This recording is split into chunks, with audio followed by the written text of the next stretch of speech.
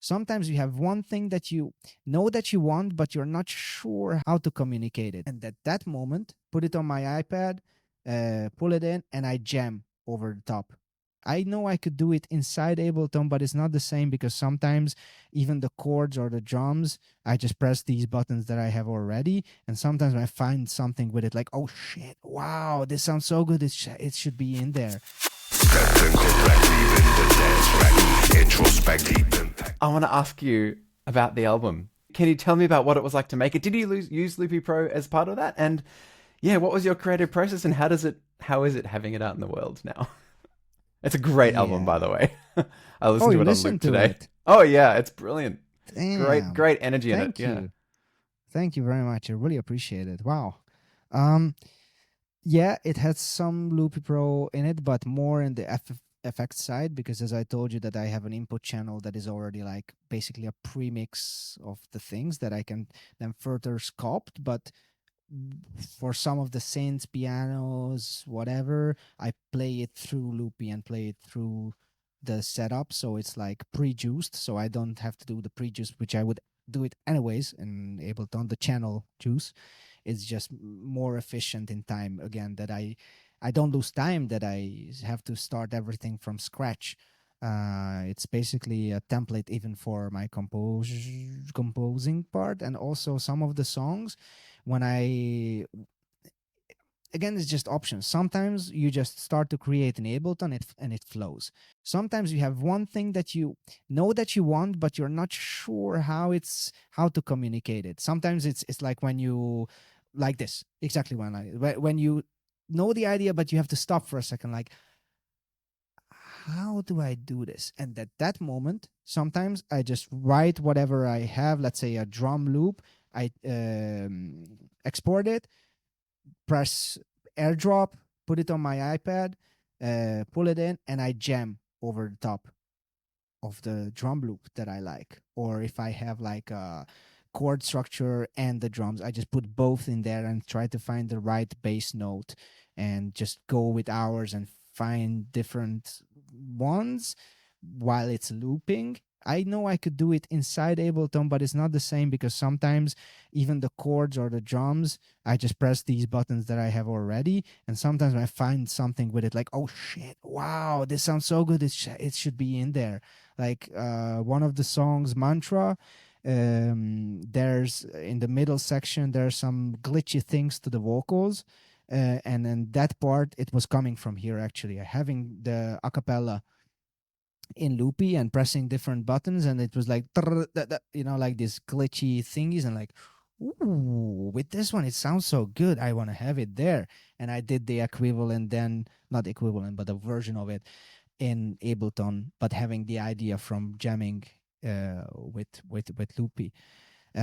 So yeah, and again, my creative process is I didn't say it in the beginning, maybe I should have, but I do a lot of improvisation with bands that are made for improvisation, and I do a lot of improvisation myself in my sets. So if you search my sets, you won't see a set that doesn't have improvisation parts to it.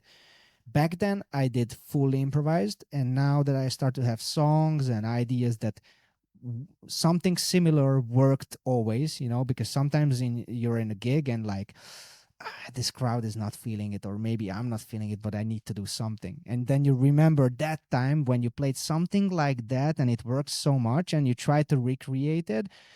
And I started to record these, and they become some core ideas that became some songs. And that's I think a very organic and very beautiful way to build a set, to have moments that is like never to be repeated, and then have moments where it's kind of planned, and when it's like second by second planned. And now I have all of them in my set, and the organic improvisation part sometimes is sparking for a song. So for example, the song Suddenly, the instrumental part with that Reese bass thingy, which is going this dead limit kind of thing, that, I play that live, and that singer who's singing on the track, her name is Jofi Varga, and we played so much together over the years, and she saw it in my story, and she's just sending something like, "Oh, this goes so hard" or something. And then on another gig, I played this idea because I had it already there, and I also remembered that some people like this. So when I had that moment of like, oh, what do I do? They are not feeling it. I played something similar there, and she reacted on it again, something like, "Wow, this is so good." And I was like, she reacted the same thing 2 times. It must become something, So that was the core idea, and from there I built the songs. That's great. It's like battle testing. Yeah, yeah. I believe a lot in this finding moments, that Yeah. when you just do something, and sometimes you just jump for yourself and you feel like that, oh, that I found it. But sometimes it happens live, and it's, for me, it's even better because I'm more connected emotionally to that idea.